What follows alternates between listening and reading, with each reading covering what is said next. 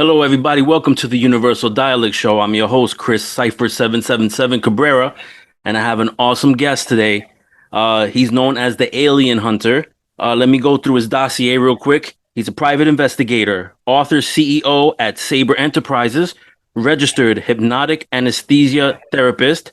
He's been on countless TV shows, documentaries, radio shows, and podcasts. As I said before, he's known as the Alien Hunter. Welcome, Derrel Sims. How you doing, sir? I'm doing fine. Glad to be here tonight. Thank you so much. As I was saying before I hit record, you're a legend.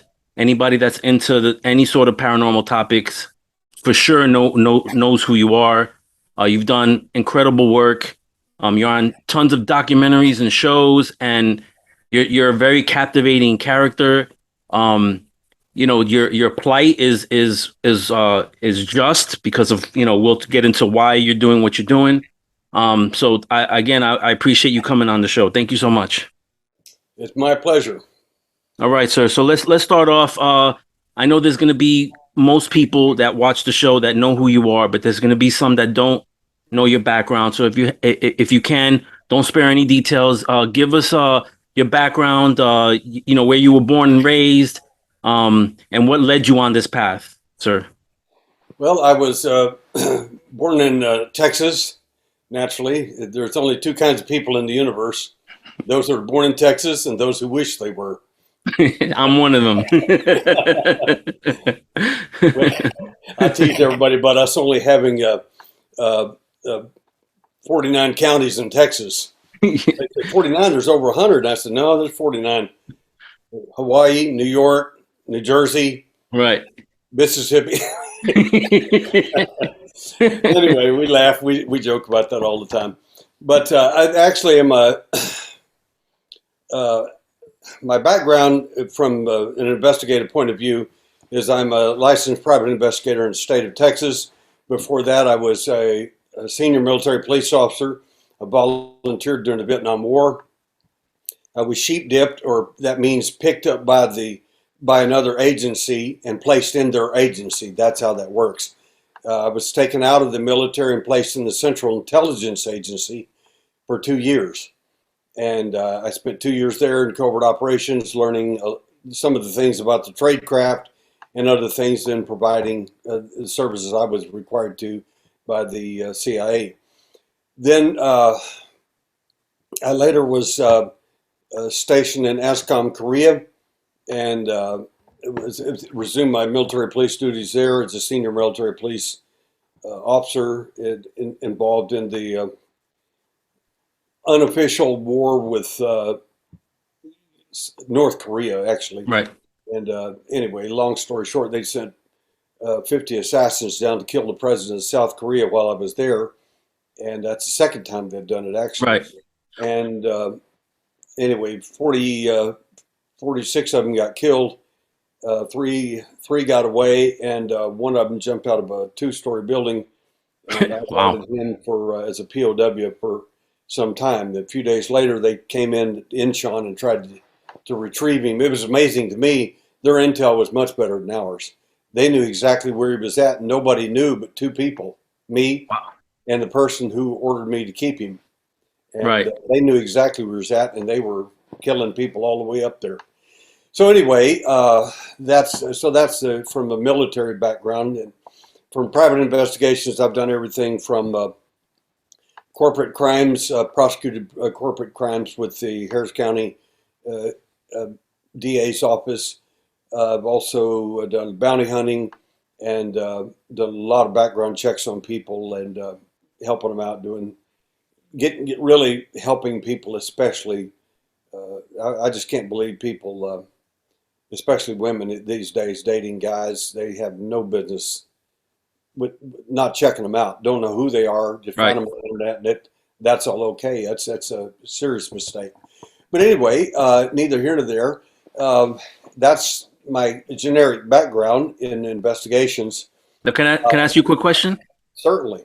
So when you were in Korea, was Kim Jong Il's father in charge? Because I know his father was in charge. His father was in charge, and a very, very cruel man. Yes.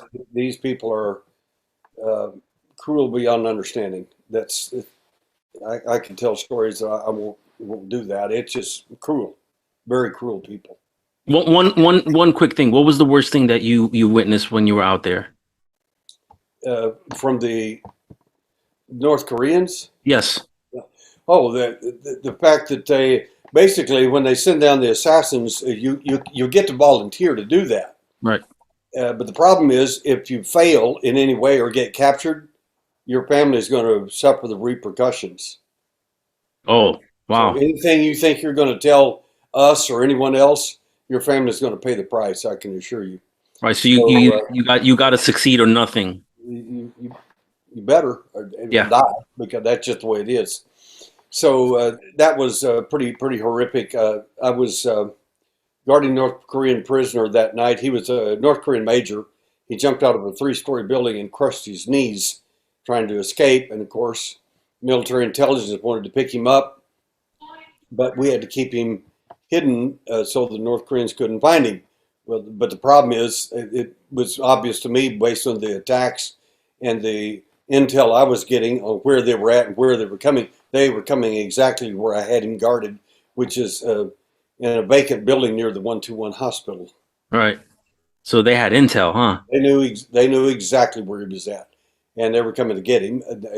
They would like to take him alive, but if not, that they were going to kill him for sure. And of course, me and anybody connected, if there was anybody. Wow. That I mean that I don't understand how they would do something like that and put you in jeopardy for doing your job. That's, That's that's the way it works. that's That's the way it just works. that's you sign up for it. That's it. It's the Yep. way it is. Okay. So while you were military or private investigator or any of these other jobs that you've had, have you had any experiences like seeing craft possibly out there in Korea or wherever you were stationed at other places? I was an investigator. I may go back to the beginning for your audience, so it'll kind of tie a big bow around this whole Yes, thing. sir. Um, I experienced my first contact experience as abduction at age 4 in in Midland, Texas. And long story short, I've told the story many times before without burying it at all over the last 30 years. But the point is that what people should pay attention to, in my view, is not the fact that I got abducted. Okay, that big deal, that happens to a lot of people. The question that people should be looking at and asking questions about is, what made your abduction so different? What changed you from just an abductee to knowing things about the alien that you didn't know before? How did you learn to do that? And two, what ultimately changed you from an abductee to an alien hunter, to someone that actually hunts these guys instead as a victim of that experience? So the answer to that question, first of all, is as a 4-year-old child, back in 1952, nobody knew anything about aliens or anything about that sort of thing. It's never discussed because there simply weren't any.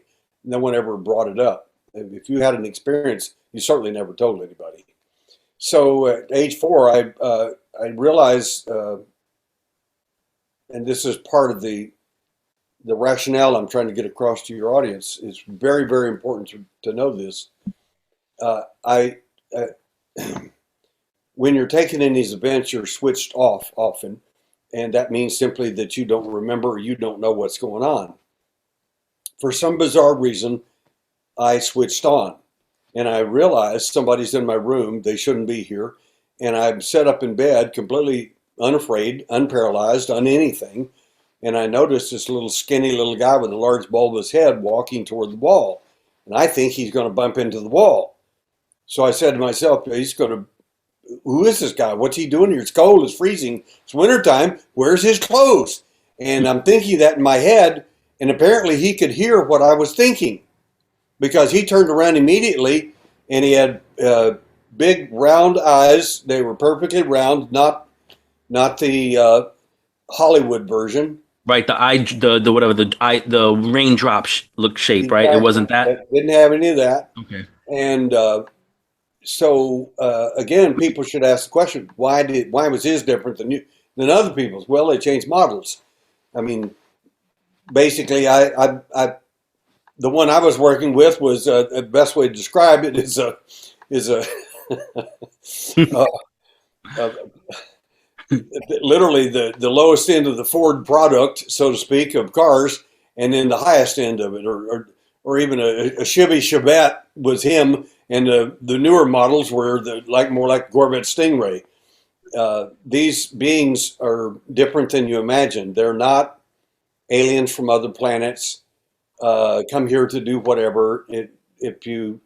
I've studied this well over 50 years, so the things I'm going to tell you tonight is I'm not a parrot. I'm not here to parrot things over and over and over that you've heard 1,000 times. I intend to tell you some things that you haven't heard. And if your questions from you or your audience are succinct and pointed, then we'll be able to have even a lot more fun. But the bottom line is that he heard me thinking, and turned around. He heard that. I was amazed that he could do that because I didn't say anything. I was just saying it in my head, and then I heard him speak in my head, which was really weird. Never heard someone else's voice in my head before, and he said, "It's awake." And I Damn. realized at that point he's talking about me because there's no one else in that room. But I can't figure out how he did that without moving his lips. And the voice was not audible. It was in my head. It was voice, head to skull communication, so to speak. Did he So have lips? a little tiny slit for lip. His lips never moved. Never. Okay. Little tiny holes for a nose. Little tiny holes for an ear. Nothing more. None of it made any sense to me. And I couldn't figure out who he was or what he was doing in my room. I didn't realize he just brought me back through the wall from an event and is leaving me off, and I'm not supposed to wake up or remember. Right. The important thing about the whole story, from my viewpoint, is I did, quote unquote, wake up. I didn't wake up. I switched on. And there's an important difference between waking up and switching on. The switch on is whenever you literally you become you were conscious. Now they place you into an unconscious bed and hope that you'll stay asleep. All of a sudden, for some bizarre reason, I switch on. Now he realizes he's got a problem. I'm remembering, and I shouldn't be remembering anything. So he's got to fix the problem. When he turned to me, the very first thing I noticed, and this is extremely important for your audience, while I looked at him, kids look at things differently than adults. If you thought an alien from another world would confronted you as an adult, you'd probably say nano or peace or whatever term you would want to use as an adult. And 4-year-old kids don't do that. No. When the guy turned around, I looked at him. He didn't have any clothes on. Well, my eyes went from his big round eyes down to his crotch, and I noticed he didn't have a TT. Now that's really significant. Where is his genitalia? As a little kid, I have one, but he can't. He doesn't have anything. Right. And so I can't figure this out. And then I realized as I look higher up that he doesn't have a belly button. Wow. Well, it took me years to figure that out, questioning my own event. If you don't have a belly button or a navel, you weren't born. You didn't get here the way we did. Right. That's a huge hint. Second thing is if you don't have genitalia, you don't procreate. Then where do you get little ones from? Where do you get others? How did you get here? These are huge questions that people ought to be asking before they even say, well, they're from Zeta Reticuli, they're from another planet. You don't know where they're from. I agree. You're right. And just the looks of the guy tells me that there's a serious problem about where he may be from or what the story is even about from an investigative point of view. That's crazy.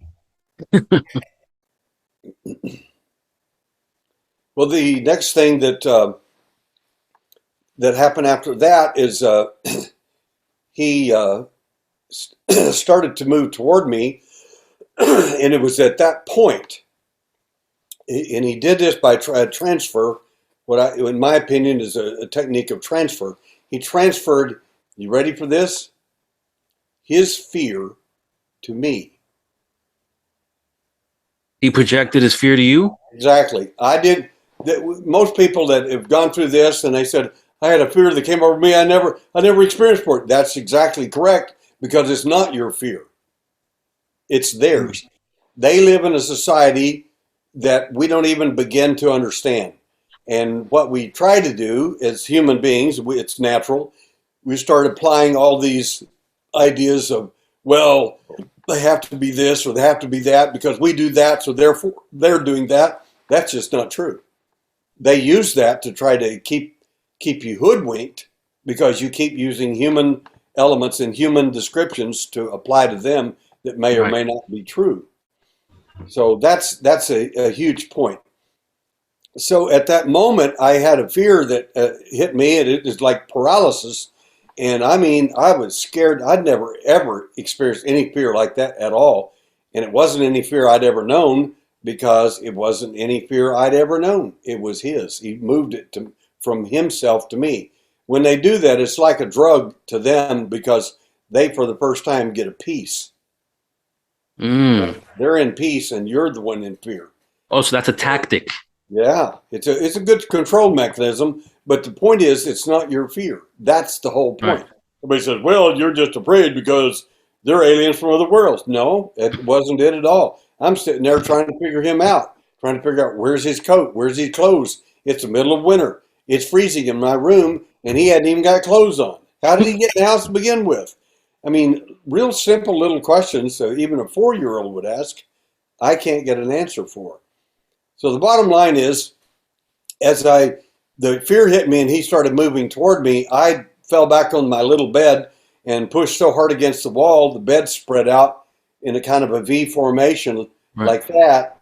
And as it did, my little head fell. I fell on the floor, bounced my head off the floor. My legs are still up on the little tiny bed, and at that point, it was the kid's worst nightmare. He couldn't get to me that way, so he lifted up the covers of my bed and looked underneath it. It's like the kid's nightmare. You're hiding on the bed, and then whatever it is that's out there sticks his big head underneath the bed and sticks his big black eyes right next to my eye. And some people use the term, well, he shapeshifted. No, he did not shapeshift. I know the difference between the two.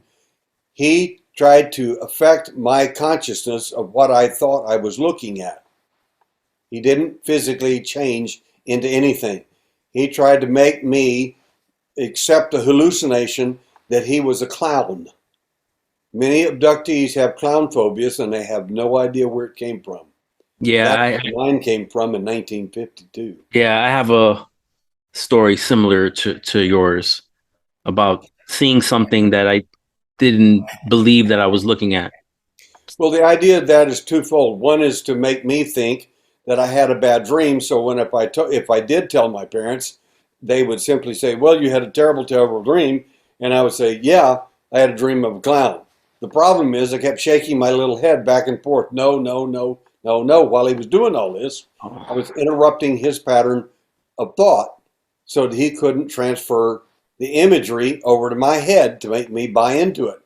I wanted to remember him for what he was, not for what he wanted me to think he was, which was a bad dream. So that's I've read like what your research, and you call that a screen memory, That is correct? correct. That is correct. Yeah, they've tried that. When I was younger, I had an incident uh seeing these beings. There was three of them. They were floating in my room, but one of them projected to me. This is what I'm thinking, that they were Captain Crunch, because I was a fan of the cereal Captain Crunch, and I used to watch the Yes. commercials, and I loved it. Yes. And but I knew there was something off about that. You know? Well, there were two purposes for doing this. One is a case like myself. They want you to remember that it's a bad dream. It never happened. So that's the way to get you to ignore it and to deny it. And two is the other one is the method they used on you, which was to use an image that you're familiar with, that is harmless and that is okay, that is that it's livable. You can live with that. But again, it's so nonsensical. You can't believe that it's true because Captain Crunch doesn't show up in the middle of the night to see you. He just Right. doesn't do that. Right. Correct. I agree. I agree. So after he tried the Vulcan mind meld on you, um, do you remember what happened after that? Did he get you to pass out and fall The asleep? next thing I remember in the morning, I was back in bed and everything was I was covered up properly, and because the idea was to make the idea is to put you in the exact same position you were at before you were taken. Even in hypnosis and doing this sort of thing, it's a method of installing amnesia so that Right. you won't remember. If you're in the same position and you realize, you shake your head, you realize I'm in the same position I was just the instant ago. There could have been 2 or 3 hours in between that. You don't know what happened. But if you're in the same position, you'll accept that as, oh, I must have dreamed that, or I must have imagined something. It's Did just you a appro method of installing amnesia. Right. Did you approach your parents after that The incident? next morning, I was so distraught. My parents were really upset, and they were wanting to know what happened, and they couldn't figure out because it was obvious I was having a real problem with whatever happened, and they didn't know if it was a bad dream or what. And I never would tell them. My mother, who just recently passed away, asked the R.I.P. question. She said, "I saw you on Ancient Aliens the other night, and they said you were an investigator. I mean, I know that, but they said you were an abductee. That's not right." And I said, actually, it is true. Oh, so you never Now, told her she all is these years. 93 years old and just found out I was an abductee. Wow. And she said, "Why did you never tell us?" I said, "Because that awful looking Boo Radley look on your face right now. I didn't want to see that at age 4." Good man. Good man. You had foresight. That's it. That's it. So, any other experiences growing up? Oh yeah. That age 4 was the beginning of woes. That I had approximately 10 events for the next 13 years. Um, I'll give a brief description of several of them if it'll be useful to your Yes, audience. please, please. Um, and my events ended violently at age 17 in Oof. Alamogordo, New Mexico. The second major event was when I was a little boy. We moved from Midland, Texas to Mayhill, New Mexico, which is a wide, literally, and I mean literally, a wide place in the road, and it's not very wide. So we're living in a basement there of a church, and until the parsonage had been built, and we had an outdoor bathroom, and they had, of course, a bathroom upstairs if we went needed to go to it, of course. And I for some reason, elected to uh, it, in the in the third grade here to go outside to the outdoor. Most people don't know what this is. Probably it's an outhouse. Right, Basically it's an outdoor privy like you might see in a old western movie, an outdoor right. bathroom. That it's just a square structure, and that's all it is. So I used the bathroom and shut the door, and there's an alien standing right there as I shut the door, waiting for me in the dark. And Same one? the same exact. I call him my keeper because he is. If there's a million of them, I could recognize him. I Wow. have a million of them. I don't know why they look the same, but I could recognize him in a moment. Anyway, the next thing I know is the next morning uh, I was brought back, of course, and then I went inside, and next morning I was that was like Friday evening. The next morning was Saturday, and so I was off. I was off school day, so I went out and I love animals. I love insects. I mean, I've rescued more animals than most people have ever seen in their life, much less. But anyway, so I love everything. Then I'm out pulling the heads off of grasshoppers by the hundreds. Wow. I Why? can't figure out why am I doing this. And I put one little grasshopper real close to my face because I can see real well up close. And I realized, oh, that's the wrong head. It was a praying mantis, is the one I disliked, not the grasshopper, but it was an insect. The night before, a 7-foot praying mantis was the one I was taken to, and a very unpleasant experience, of course. And that's why I was killing the insects the next day.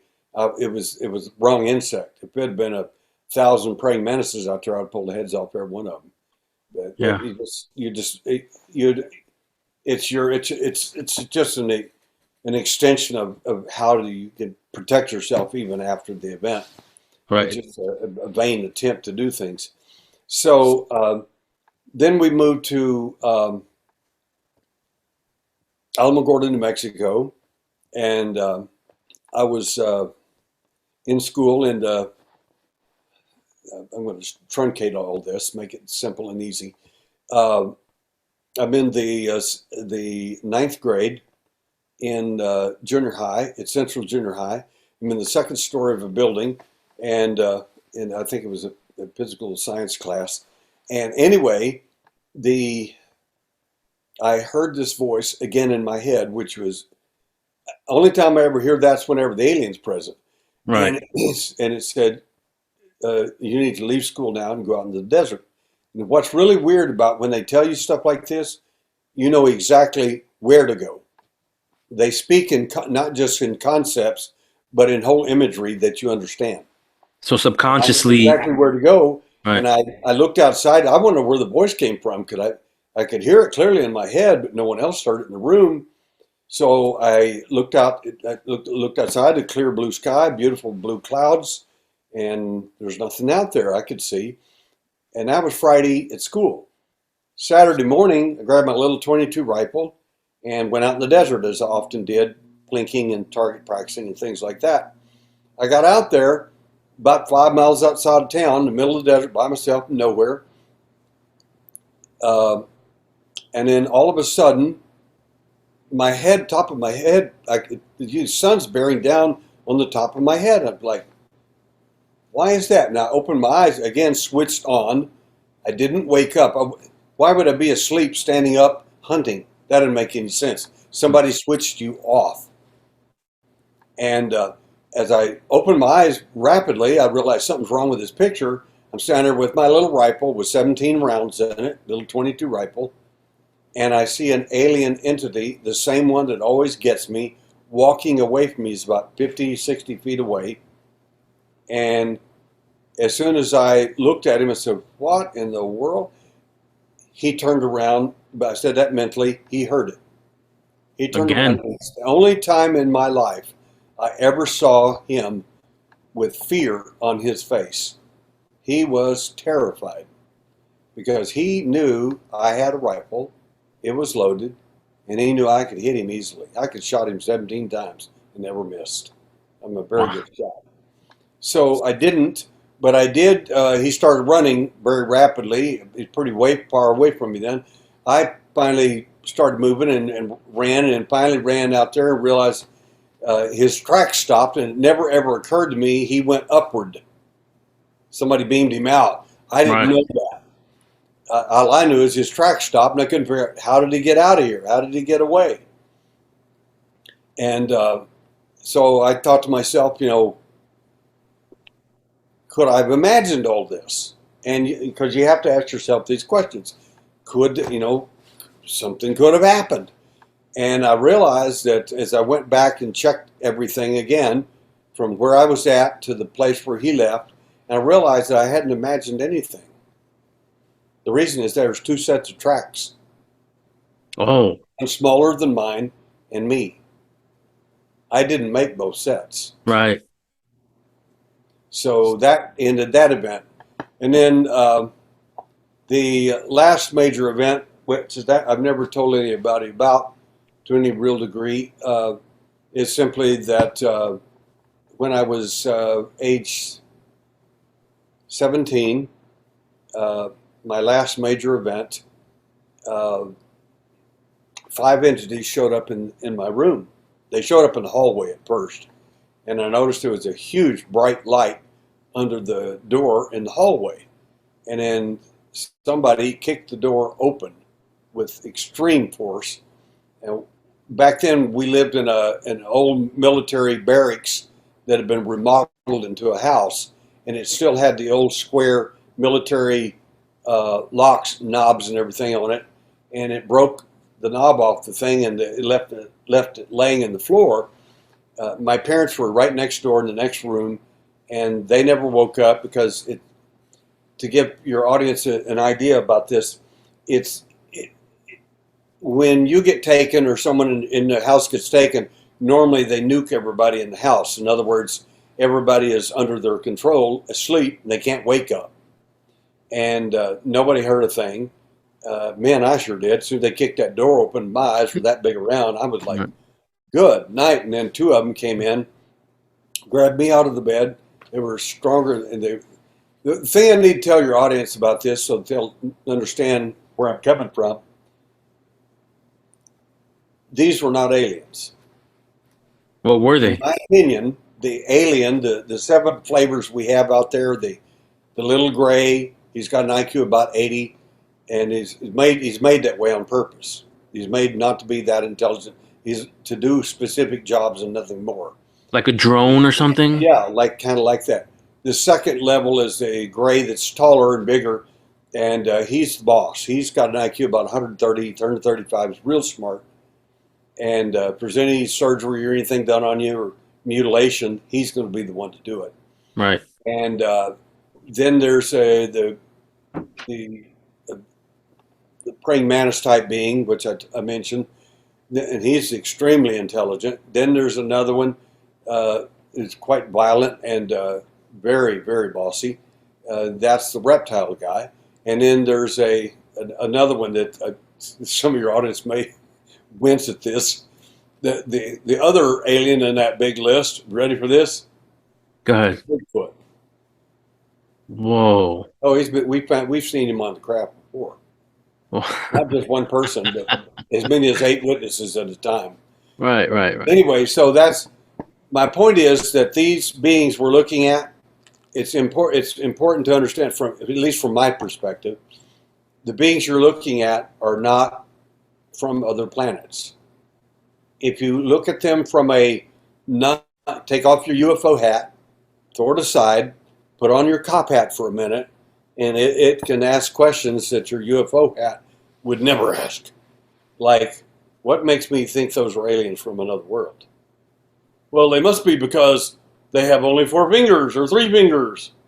If they only have 3 fingers, how did they build that spacecraft? Try to build something without an opposing thumb. Right.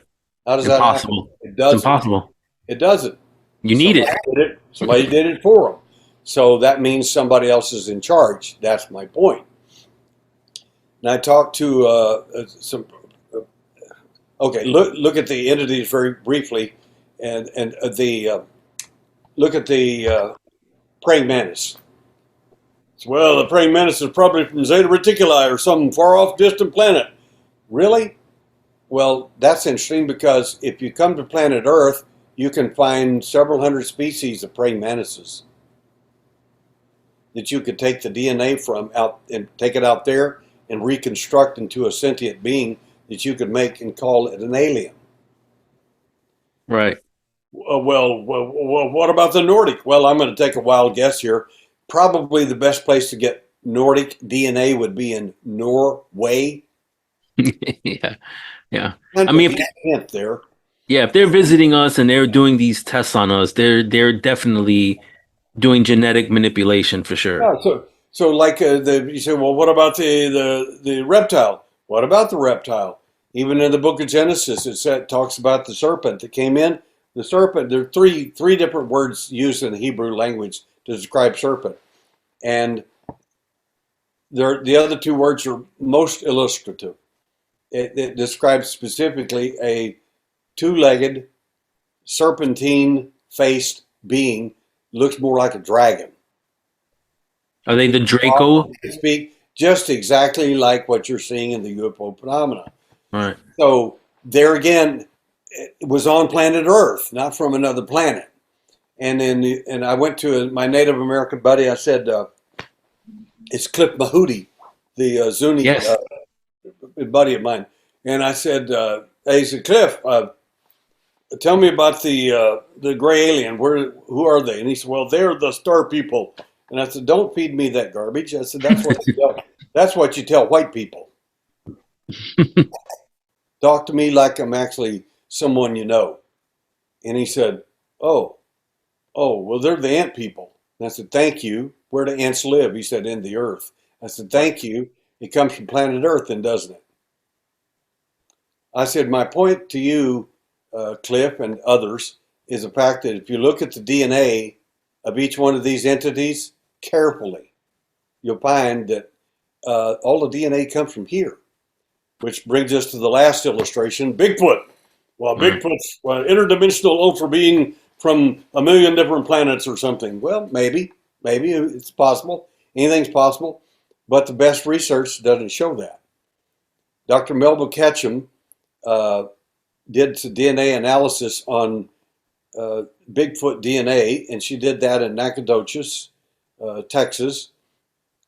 I offered some of the DNA stuff we had on the uh, to their group, and they said they had plenty. I said that's fine. I'm not a Bigfoot investigator. I said, but I've had hair samples of the so-called Bigfoot since the 1980s. I've got a urine sample and a fingernail from a adolescent. So it's not that I don't have any evidence. That's not my forte. Right. Anyway, they did the DNA, and it stands consistent with my thesis. These beings are made, hatched, cloned, and manufactured by someone else for the purpose of making us think these are aliens from other planets or interdimensional beings or whatever. So what they found is that the first thing they found when they did the DNA on the Sasquatch was that he in fact is a simian, an ape-like creature. Well, no big guess there. That's pretty obvious to everybody. The thing is, they did a mitochondrial DNA test, which goes into the female aspect of that DNA, and they found that the mitochondrial DNA was that of a modern human woman. How do you get a modern human woman and a Bigfoot DNA together? Well, if you think about it a moment, again, take off your UFO hat and put on a cop hat or any other hat besides that, you'll come to some real quick conclusions. That's called transgenics. That's the mixing of two species for some specific reason. What reason is that? You'll have to ask the alien or Bigfoot whenever you meet him. Right. My point is that we've been hoodwinked. This stuff is, it's not to say that there aren't aliens out there that are good, friendly, and whatever, you know. I'm not concerned about them. I haven't met any of those, but I have met the other guys. And they weren't exactly, it depends on what program you're in. If you're in a different program, if you're in a program like I am, that you are an abductee, you were taken against your will, you know that, and you don't like it. If you did like it and you're hoodwinked, in my opinion, you bought into their narrative, the screen memory, if you will. Oh, it was a wonderful, a 4-foot owl took me with large black eyes, and it was wonderful. They took me and I went to the School of Higher Consciousness. Whatever you want to buy into, that's fine. But the fact is, you were hoodwinked, and that's where your story comes from. And if a person hypnotizes you, they came up with the same thing. It all depends on who's doing what. And I told John Mack the same thing, Professor Harvard, and Chief of Medical Psychiatry at Harvard. He said, but Derrel, he said, we hypnotize these people. I said, listen to me carefully, John. I said, I respect you. I honor you for your Pulitzer Prize writing and all of that. I said, but if I hypnotize several of your people over and over and over, I would get a story that would be endless. I said, you have to think about that for a moment, John. They didn't get abducted for hundreds of hours. They get abducted for an hour, 2 or 3 at a time. If you keep hypnotizing the person, you'll get an endless story. That's my point. It's not just a screen memory. It's called a screen dream. It will Mm. go on endlessly. You can hypnotize them 1,000 times if you want. You're going to get 100 other stories that never, ever happened. And that's the point. I said, and by the way, I have worked with some of your people.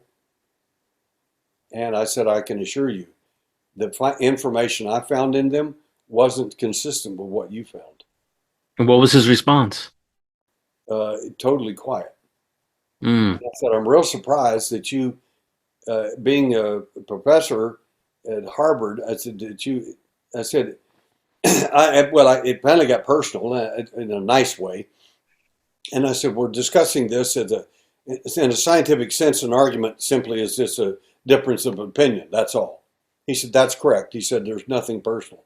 I said, that's exactly what I mean. I said, so I'm questioning you, and I expect you to question me. And I said, the argument is about data. It's not about personal. It's never personal. He said, agreed.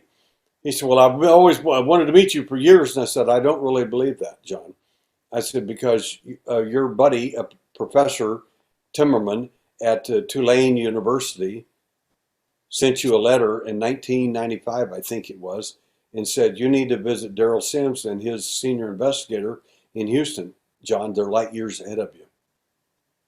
I said, I know you got a copy of that letter because I got a copy of it.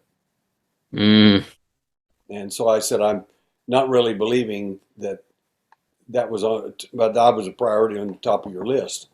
I said, and that's okay. I said, I'm an ex-cop. This is what I do. You know, truth is kind of real important. right. So anyway, we had to. I respect him. I always have. You know, and so on.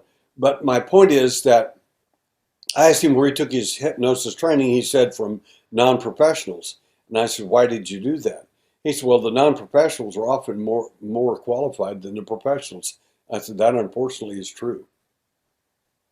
I said, everybody thinks they need a PhD or a DD or whatever, you know, somebody with some huge Piece of degree. paper. That I said, if you're not familiar with the phenomena, you're wasting your time Right. because you're going to end up doing what you did. And he said, what's that? I said, hypnotizing their screen memory. You didn't get the memory, you got the screen memory. The screen memory is a false memory syndrome. If you hypnotize them over and over, you'll get a screen dream, an endless series of stories that never ever happened. Never. And is there a way around that? Like, Of course, what was he missing? of course there is. Yeah, what was he missing that didn't allow him to get the real memory? So the problem is if you okay, and I'm not picking on anybody here. No, no, I understand. It's I'm professional. just saying that if a person comes to you, you're a hypnotist, and they say, "I've been abducted by aliens, and I feel like there was something wonderful happened. They whatever, you know," and your experiences are positive. Let's say is a good example. Uh, and then the hypnotist is going to hypnotize you based on the information he gets, and not all of them, but most of them are going to do it this way. And if they do, they probably are going to end up hypnotizing your screen memory, which is a false memory syndrome. In other words, it never really happened. Contact happened, but that's not it. But you're led to believe that. And if you hypnotize a person's screen memory and they come back and from their experience, and they say, "Oh my gosh, it was wonderful. I was in a school of higher consciousness. These wonderful drops of wisdom bounced off my head, and I received special information. I'm chosen and special, unique, and I'm here to help," and whatever. Well, that's actually not true. But the point is, I mean, why not buy into that? That sounds pretty good. But if they hypnotize you a dozen times, they'll get a dozen extended long stories. You weren't abducted 100 times in a row. You just weren't. You'd be And the is only it person in history that happened to. And if you were an average of say 3 or 4 or 5 hours, that's 600 to 1,000 hours of time. Do you really believe that happened to you? You have to question your own experience at that right? point. Most of these experiences last from a few moments to an hour, 2 or 3. Very rarely is it last longer than hours. Very rarely. So are they aware of this that potentially a person could get hypnotized, so they plant that like their defense as well? Of course they do. They want you to hypnotize the screen memory. That will make an instant division among people that are contact. People like me are going to sit there and say, "You bought into that?" Like a good dear friend of mine, but God bless her, I love her to pieces. Wonderful person. She said, I heard a knock on my door, knock, knock, knock. I said, 3 o'clock in the morning, you live upstairs. I've been at your house and you woke up, heard that in the middle of the night, went downstairs, completely coherent, opened the door. I said, why would you do that? She says, I don't know. Well, I do. It's called programming.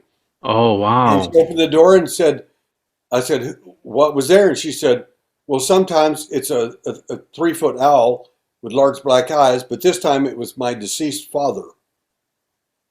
Mm. I said, did he look natural to you? She said, no, he looked kind of a palish green. I couldn't understand that. So what happened? She said, well, I went with him, of course. I mean, it doesn't matter. They use imagery that makes you comfortable. If it's a deceased relative or somebody, your mommy or daddy or whoever, or some relative, I mean, you could buy into that pretty easily. Wow. I Yeah. wouldn't, but others do. Well, I mean, you were able to break it at 4 years old. Not a lot of people can do that. I wasn't able to break it when I was young. Well, But mine you, was accidental. That wasn't because I right. was particularly smart. It's for some reason something activate, and I'll give a practical illustration of this. I was in a hospital back in the 1980s for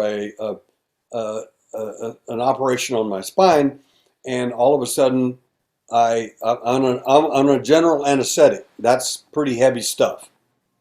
All of a sudden, I opened my eyes, turned over, and looked at the doctor and sat up, scared the anesthesiologist half to death. Because he's like thinking, oh my God, I'm getting sued. I didn't do my job. He did do his job. Right. I knew something was wrong in that room. I sat up, I looked at my doctor, and I said, uh, Doc, who is this other guy here? And I pointed at him. He said, uh, this is Dr. So and so, and he's going to do the chemical pain injection today. I said, so you're not qualified to do a chemical pain injection, and you sub the workout to another guy. He said, pretty much that's it. I said, okay, I just want to know who it was. And I laid back down. He said, can you go to sleep now? And I said, sure. I closed my eyes and the anesthesia worked. But I turned myself on when I knew something was wrong. That's happened to me in different times of my life, especially in a UFO event. That is, in my opinion, is a trainable skill. Oh, so you can control your fight or flight? You it's a teachable skill, in my opinion. All right. You can some people are going to be more adept than others about this, but we've actually taken certain rare abductees, and we know they're going to get reabducted eventually, and I can work with them in such a way that they literally, uh, when they get abducted and everything, I call them my pilots, because they're my mission specialists for abductions. And when they get on board the craft at a certain moment, at a certain time, I can activate them to literally do what they need to spy out on that craft and tell me what I need to know without the alien ever knowing And they're willing to do this? it. Why not? You want to be a victim, lay on the table, or do you want to do something else? I got you. I got you. Well, can let They me are my Manchurian candidates. well, let me tell you something. I don't claim to be abducted because I don't know for sure. Like even the incident that I just told you, I don't know what that was. Sure. I just know it was weird. For years I've had what they call paralytic sleep, but it's to me it's not what the definition really is. I feel like something's trying like something is trying to take something from me. Hmm. Uh so it'll be when I'm sleeping. I'll be paralyzed. I'm aware of what's around in the room. Sometimes I'll see what they call shadow people. I'll hear noises, but I'll fight I'm successful in waking myself up. So is that me turning myself on? That's that's well, what you're doing. You're making yourself conscious at that point, and and then the next phase, what you need to do is start moving your little finger or hand, start doing physical motions, and then eventually you'll get where you can do this automatically. That's when Right. you sense something wrong, and instead of the sleep paralysis happening, you do something totally different. Yeah, because I mean, it's like I feel like I don't have control until I'm aware something is wrong, and then I'll fight, and then for some weird reason, I communicate with whatever's happening, and I believe that whatever this is aware, and I'll let them know like I'm not in the mood right now to do this. I know it sounds weird. Like I have a conversation, even though I don't always get a response back from them Right. or whatever this is. I don't want to say them because it just I don't know what it is, but it's been going on. I mean, it still goes on to this day, and I feel like a part of me wants to let go and allow whatever they want to do just to see what happens, but I'm just too scared to let it happen. To Understand. you know. Understand totally. I get it. All right, so let's get into You have siblings, correct? Yes. Have they had any experiences that they Only I told have you? a son and a daughter. Only my son was an abductee. Okay. Now, my wife never knew anything about any of this. And when my son was 6 years old, they came for him. And at about 2:30 in the morning, uh, I woke up because I sensed again. I turned switched on the nuking the whole family. It didn't work on me. I sensed something's wrong. That same knowledge, presence of them being there, and so I ran as fast as I could down the hall. I ran past my son's room because I knew he wasn't in there. Wow. And I went in the kitchen area, the dining room, and there he is standing looking out the back of the glass doors. And I watched him for a while and I asked him, "What are you doing?" And he said, "Looking at the little red light out there." Well, the red light is a screen memory. It's to make something nonsensical that it didn't exist. It was probably an airplane. It was probably this, whatever. And finally, my wife walks in right behind me, not knowing any of this. She looks at him, looks at me. Said, "David, go back to bed." And he goes back in his room, goes to bed naturally, and still in a deep trance. And he's not a sleepwalker, never has been. And my wife looks at me and says, "What's going on?" So I had to belly up to the bar, so to speak, and tell her about my experiences, Mm. how it's passed on to my son. Now you woke up and you caught him in that instance, but having conversations with him, did you? They just brought him back, Right. and he begged me to work with him. Several people did, including Right. her, and I didn't want to because I was horrified to find. I knew what I would find. I knew Right. it, and what I found was he had uh, he had had an encounter with the alien being, but worse than that, the one of the those five beings that were in my room that in my last event, those are not the aliens. Those five were the ones who made, hatched, cloned, or manufactured the alien. Right. So they weren't the same They're the alien. ones behind all of this. Okay. Okay. And so did he have One experiences of those prior? was one of them was the leader of that was one of the ones that was present when my son got picked up at age 6. And so that was that his first time It when you was, and it forever colored his consciousness in such a negative way that we were walking down the road one day and just talking, having fun, fishing, doing what we did. And he looked at me and said, "Dad, since that night," he said, "my consciousness has changed." I said, "What do you mean, son?"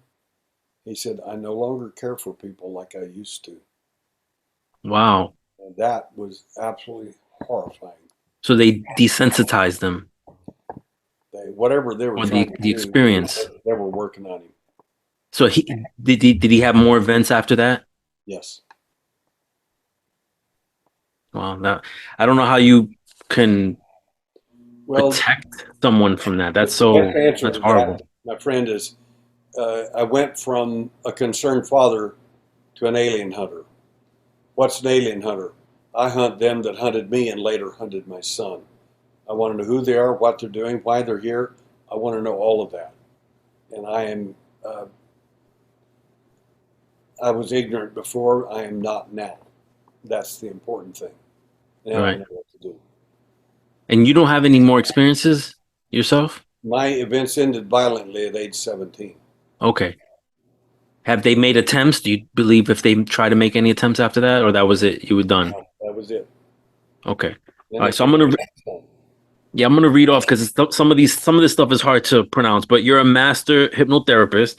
You're also a certified medical hypnoanesthesiologist, graphoanalysis. How were you? What made you aware that having these skills would help you hunt these aliens? Well, again, when as an abductee, keeping most of this stuff myself, when I was in the CIA, basically, I was started to learn the trade craft of spying. I was looking into that carefully and took some of the class courses and so on.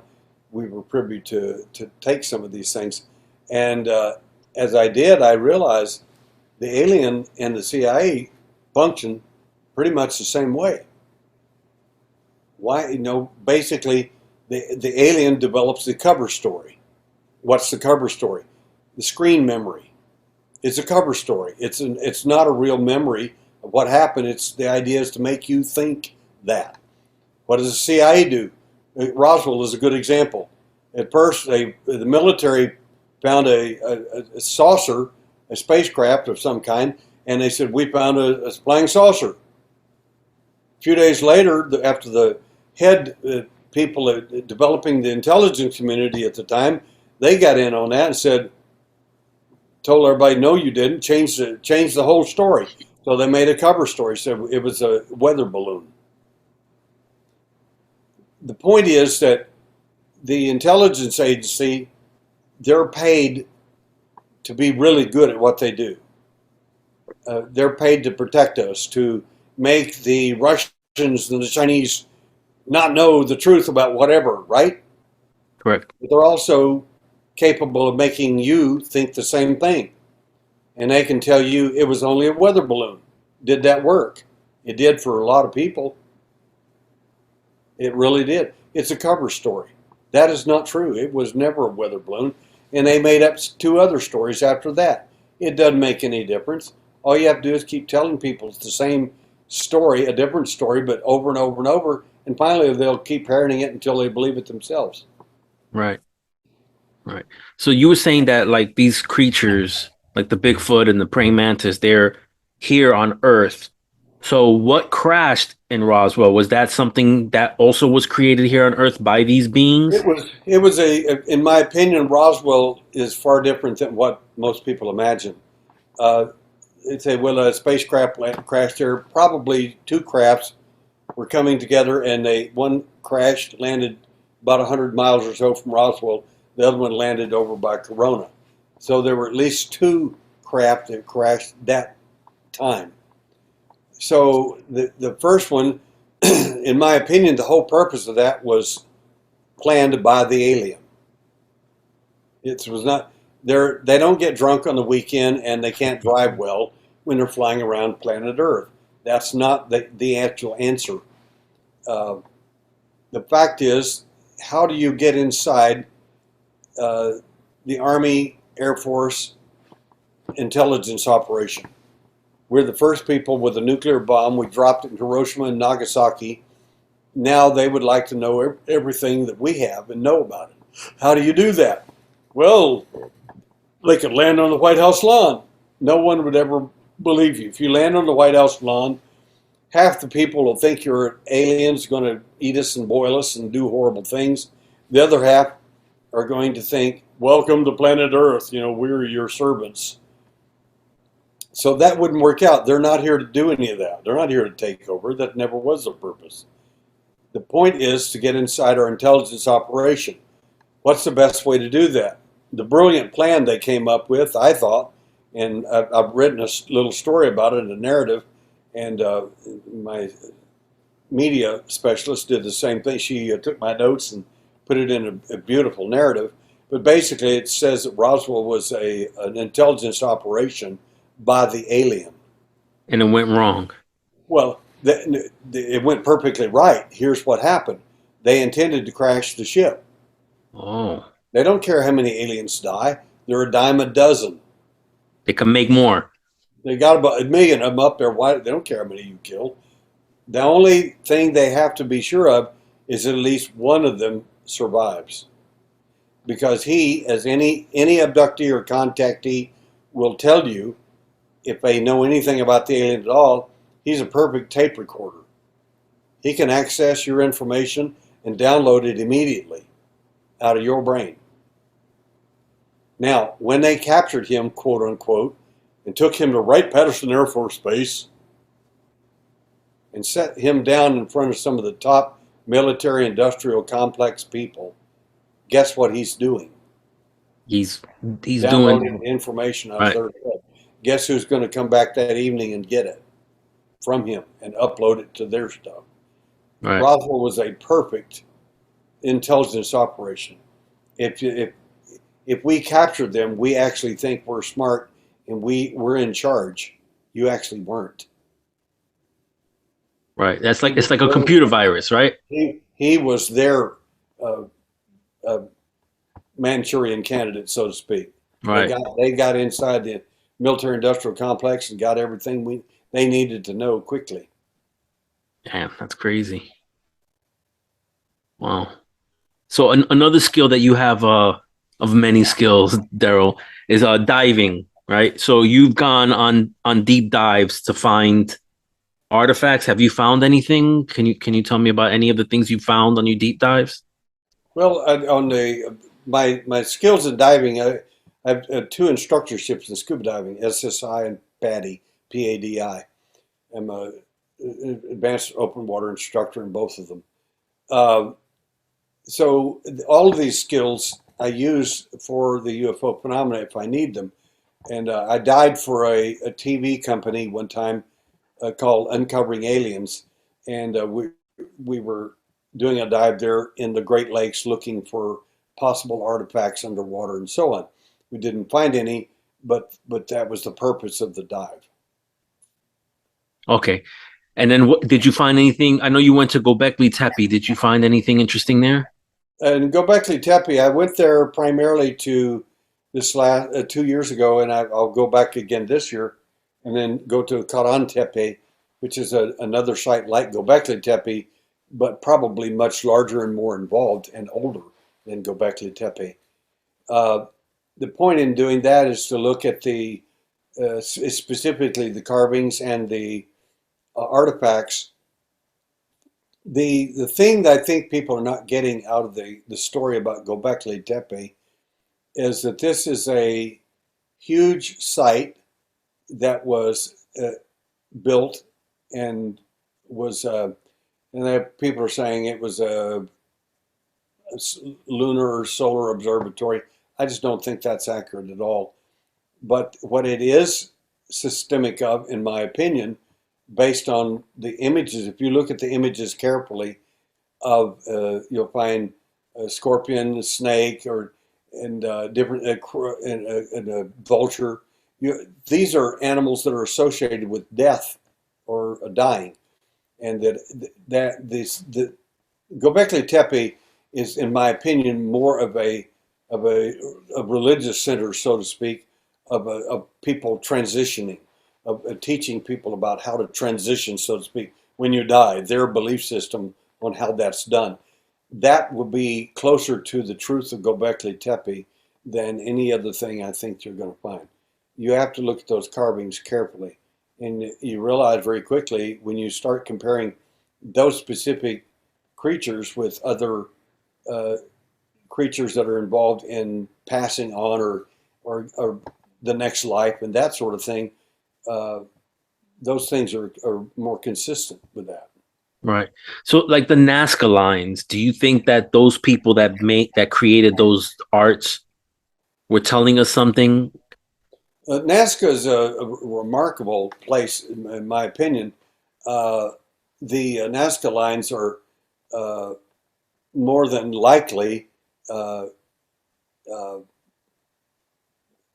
some people say that when UFOs had to do it, they could have done it, but they didn't do a very good, very pretty job for sure. Uh, if that's the case, but they may have directed someone on the ground of what to do. That would make a lot more sense to me.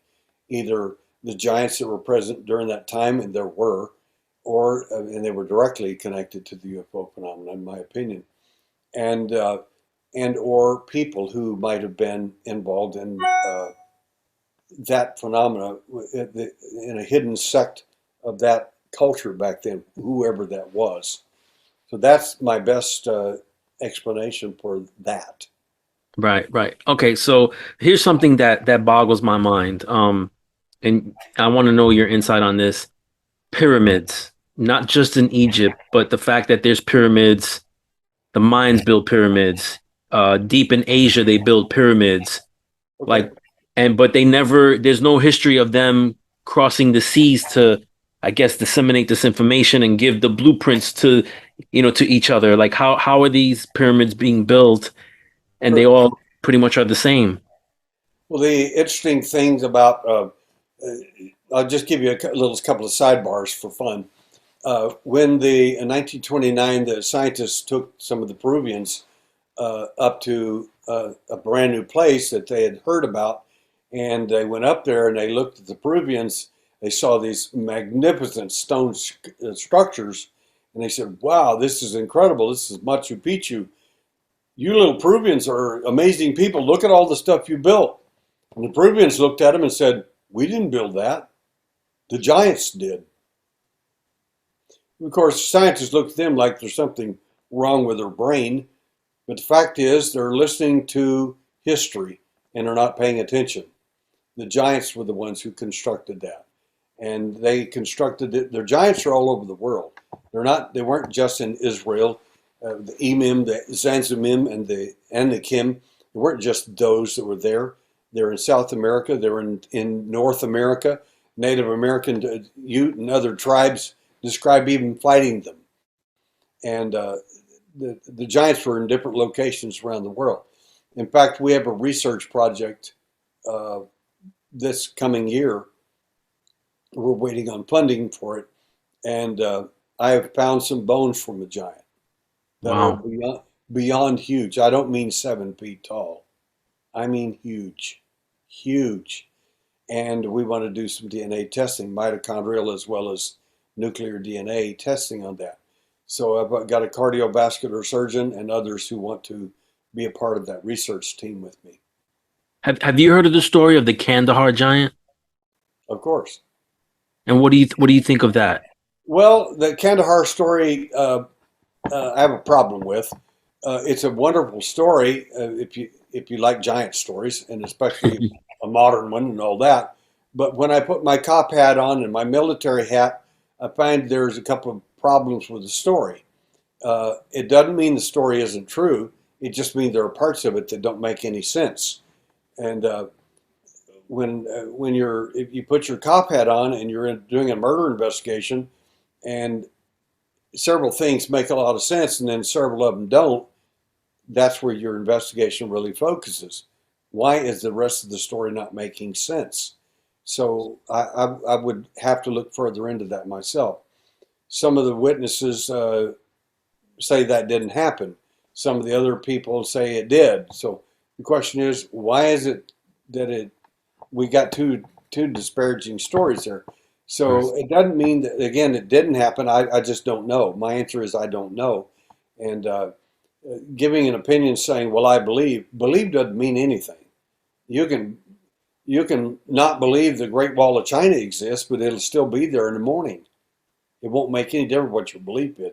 It doesn't matter whether you do believe it exists. It'll still be there anyway. It doesn't matter.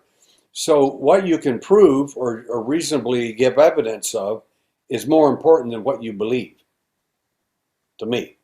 Right. Again, you have to get rid of the UFO hat if you're going to be an investigator. If you're going to wear a UFO hat and be an investigator, you're not going to be a very good one. So do you think that You, by definition, won't ask the right questions. You're going to ask UFO questions. right? Right, you're gonna force yourself to go down one specific lane when you're leaving another Thank lane you. I use entirely 7 open. different hats in my investigations. And I was gonna ask you, can you please get into that? The seven hats? Can you get into that, please? Funny you should ask that. Yeah. That's amusing. Um, yeah, I'll talk about that a little bit if you want. Yes, Uh, please. the let me. I want to pull up some here to show you a little bit of. Um, the I keep talking about the UFO hat and uh, why it's important. It's a good hat to have. Don't get me wrong. I'm not picking on anybody, but what I am telling you is that if we're not careful, uh, we we if you're only focused with a okay, if you're only focused on you've only got a UFO hat, you're only going to ask UFO stuff. Everything has to be a flying saucer, or it's whatever. But the point is, when you come out and you've got a okay, when I come out with my medical hat, and that's it's a skill that I have. Or hey, let's go further. When I come out with my cop hat or my PI skills, when those come out, my cop hat doesn't believe anything you say. Like, oh, well, I was abducted by aliens. No, the cop hat doesn't care. It is. Have you ever been sitting in a police interview before? It's not a pleasant thing to do. I have, trust They're me. looking at you like you made everything up. Right. When they find any inconsistencies in your story, they're going to come after you with a meat hook. Well, that's awful. No, it's actually pretty good. It's good police work. Right. That's how you find out what's true and what isn't. So the cop hat is a good hat.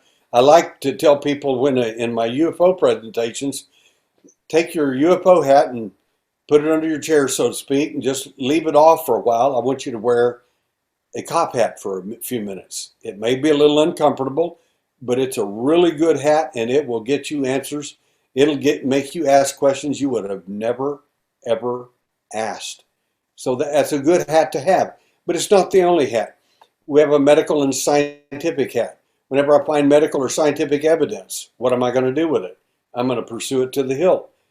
So therefore, if I had a medical hat and a scientific hat, that's the ultimate answer. No, it's not. The medical hat uses Bayesian logic, and that's cool and that's neat, but Bayesian logic is a system of logic that to interpret where to go and what to do from a medical point of view. It's not the ultimate answer to anything. It's just another way of finding more information out. And then we have another hat that we like to use. I'll just make it simple.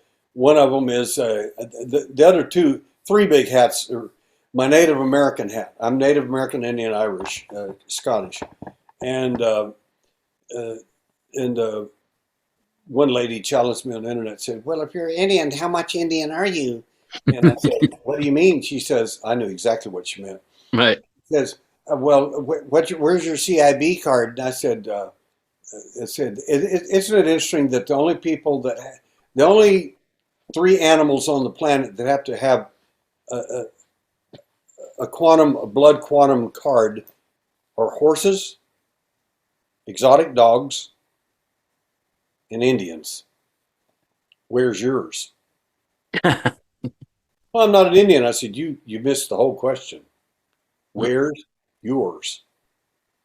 Why do I need a CIB card and you don't? And this lady that I was talking to was Hispanic. I said, "Where's your Hispanic card?" "Well, I'm Hispanic." I said, "I didn't say you weren't. I just need to know how much blood you are." Right. Right. And What Hispanics do you have want Indian that? I and said, Hispan. "That's pretty offensive, isn't it? Yeah. That's awful to have to quantify somebody's blood count to decide whether they are something or not." I said, "My relatives are actually on the Dulles rolls, if that'll help you out. But I'm not going to give you anything else because it's none of your business." Right. I said, "Our enemies used to call us the Cherokee." I said, "They actually still do. They're so stupid they don't know the difference." I said, we're called Anayunwiya, the principal people. I said, the people who knew us would know that, and you're not one of them. So the Native American hat looks at things far differently than other hats do, and that's an important hat to use as well. Then you've got a spiritual hat. The spiritual hat looks at the whole entire phenomena totally different than all the other hats do. It's going to look at it from a ultra spiritual sense. I mean, galactically. That's pretty cool. That's a fascinating hat. Then the other hat I've got that's kind of important that I'll tell you about very briefly is called an intelligence hat. The intelligence hat is like the ones they used at Roswell. They told you one day that the military people said, "Oh, it was a flying saucer." The intelligence people got in there and said, "No, it wasn't. Tell everybody it was a weather balloon, and show them some pieces of weather balloon, and they'll believe it." Why will they? Because you're the government and you just told them so.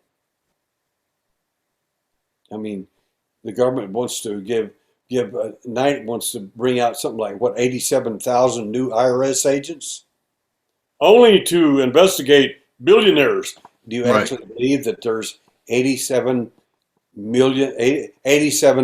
billionaires in the United States? No, they're coming after you. They're not coming after any billionaire. Yeah, they're arming them too, right? That's that ought to scare people half to death. Yeah. The intelligence hat is totally different. It is a hat that wants to know one thing: the truth. It doesn't care where you're from, what you think you are. It doesn't give a hoot. Well, I'm a Zeta Reticuli alien. That's what you tell the abductees. I want to know who you really are. And that's all they care about. They want the information and then they use it for specific reasons. The intelligence hat is extremely useful. And a secondary peripheral part of that, which is part of my cop hat, believe it or not, is a hat I call the profiler hat. When the cop hat can't figure out what's going on, when it runs out of, if it's following a serial killer as an example, and it can't, and the serial killer is really sharp, and the cop can't, the detective can't figure it out, he will take the information to a profiler. Right. The profiler, he'll look at every detail and everything you can imagine about that case. I mean, from handwriting to every detail, every photograph, everything. And he'll actually tell you things about the psychological makeup of that person, things you never thought was possible. We can do the same thing with the alien, and have. That's crazy. So that's good that you can take like tactics that normally wouldn't be considered or used on this phenomenon and modify it essentially. Why you ask about the skills, why did you use them for? What do you need them for? Right. That's some of the reason for it right there. That's And and do you know which hat to use? Some like in every moment, do you know when to switch the hats? Or generally I do. The purpose of using the hats. Okay, when I come up, someone says, "Well, I've been implanted. I've got 8 implants in me." My first question is, how do you know that? What convinces you of that? Well, I had to be implants. Why does it have to be? Uh, well, because I got little bumps and I scratch over here and my neck bothers me, so those must be implants. 99% of the people who have implants don't even know do not know of their existence. That's amazing to me. You know exactly where they are and what they are, and no one else seems to know. I said, I'm the guy who discovered implants in 1960 in my own event because I was a recipient of it and I was wide awake when it happened. I oh, so didn't you had an I implant. discovered it accidentally because I was a recipient of it at age 12. I said, my point to you is, do you have any medical records, MRIs, CAT scans, anything to support your beliefs? Well, no. So it's just a belief. Well, I got a bump. I said, that doesn't mean anything. Do you have any medical records, CAT scans, MRIs, anything, x-rays, anything to support your viewpoint? Well, no. I suggest that you go get them and check the areas that are, to save yourself a great deal of expense, go check the areas you absolutely know are implants and get those x-rayed first, and here's how you do it. And after I explain it to them, 99% of these people don't write you back because if they did go out and check, they'll find out there's nothing there. And number two, or it's a very normal item, like pencil lead or something you got stabbed with a pencil when you're in grade school. Well, the lead in the pencil will stay in your body forever. I mean, it's graphite and it'll stay in your body forever. I mean, it's not an implant. It's lead from a pencil. Right. I Well, it probably looks have. like an implant. Well, how do you know what an implant looks like? Yeah, I probably have a couple of those in my fingers, from when I was a kid. Yeah. You know. So I use the medical hat. At some point, I'll leave the cop hat off. They get real offended with that one, and I'll put the medical hat on and start asking questions. Do you have any CAT scans, MRIs, or anything like that? And they'll go, no, and I said, well, go get them. Here's what you need to do. Give them good advice. Most of them will never call back because they found out probably that there's nothing there, and or their doctor laughed them out of the place. And and if they do have a real implant, they can contact me. I'm very, very agreeable and amenable to advising them on how to deal with that and so on. Again, that's going to be the medical hat. But the medical hat. One lady questioned me about that. She says, "Well, you got all these doctors doing this stuff." I said, "You have to understand is when I went to India to do and conduct an implant surgery there as a hypnotic anesthesia therapist, I said I did not ask the doctor uh, to advise me of what to do. I already know what to do. He doesn't know what to do. He's a mechanic. He's going to do what he knows to do. When I went there, I talked to the surgeon and I talked to the owner of the hospital in New Delhi. And I said, here's what I need done. And I'm an investigator from Houston, Texas. And I need this surgery performed this way. And I will advise you on how it's to be done and so on. Is there any problem with that? I said, not any whatsoever. And I said, good, because they're going to get paid for it. They wanted the money, of course. And the surgeon was excited because he had never done a surgery like this before. And we did not tell him it was an alien implant or anything about that. But he figured a lot of it out when he started looking at this stuff. He realized this ain't supposed to be in the human body. This, Have you worked with Roger Lear by any chance? I know he did implants as well. well, Roger Lear, I Roger Lear I was his mentor. Gotcha. He was a podiatrist. That's a foot doctor. He did not do surgeries above the ankle. It only did two that I know of, and one of them was an implant. The other one was. But my point is that he worked with me as a partner for a while, and then later some of the implants started disappearing under his care, and basically I fired him because Mm, no, the buck stops with me. right, I understand. I don't have a bunch of excuses. Life is real simple. If they disappeared and you're the last one that had them, I put the cop hat on. That's where the other hat comes on. Yeah. As I told Roger, I said I put people in prison for less than what you've done. All right. I said that. I said you're a friend of mine and all that, but I said the point is this stuff disappeared under your care, and you say it magically disappeared. It didn't. That safe has a lock, and you have the only key, and you were with me all the time yesterday, except for several hours where you were gone. Do you believe he sold them? Some of the implants are gone. What do I think? Yeah, he probably sold The them. top hat it's real definitive. Yeah. So anyway, I said I can't have that, and later, anyway, he got in trouble with the podiatry board, and later got busted and got a $4,000 fine and 3 years probation on his license. Right. But anyway, the point is he did some good work as well. I'm not negating that. But my point is that when I first presented the first case to him, he didn't believe it. He said it's a bunch of crap. He didn't believe a word of it, not a word. And Then after I began to describe it, and he said, well, those look like surgical clips from an osteotomy. I said, that's exactly what I told the patient. And he said, well, what did she say? And I said, well, she provided evidence from her doctor. She had never had a previous surgery. He said, well, okay, if you'll fly them out here, we'll start working with them. So we did. And that's what started the implant surgeries in 1995. All But right. my point is that uh, implants are extremely rare. And Roger and a lot of other people told a lot of people had implants. They don't. That's just categorically not true. But it does drum up good business. It's a moneymaker. Right. We don't So charge anything for the work we've done. All our work is philanthropic.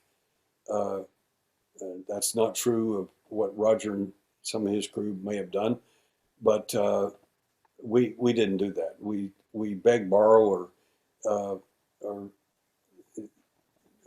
or pay for it ourselves out of pocket when we can. And our work is philanthropic. We do not try to make money off these abductees or contactees. yeah, it's just not good karma. Yeah. It's a bad idea, in my Yeah. opinion. Okay, so in 2003, you did a lecture in Rome where you presented that a female had a implant in her eye, an ocular implant. Can you talk about that? That is true. An ocular implant was okay. To back up, they call me the alien hunter. The reason they call me alien hunter, and actually the person that started that was a journalist in Atlanta, and she while she's interviewing me, she's, "Oh my God, you hunt them? You're hunting the alien. You're the alien hunter." And in her article in Rendazzo's magazine, this huge alien head with blood red letters, "Alien Hunter, Derrel Sims." So that was her story, and that stuck. That moniker stuck for a lot of people. So I don't care. It's fine for me. The uh, the fact is that one of the things that I knew about the alien is that they function like an intelligence community. I was in the intelligence community. If I'm going to hunt the alien, what would be the best way to hunt an intelligence agency? Probably with intelligence techniques. I'm just guessing here. But if you think you're going to hunt the intelligence agency with a microscope or with something else, you're kind of wasting your time unless you're using it on an intelligence level, using intelligence information you gathered. So I gathered quite a bit of information about the alien over the years.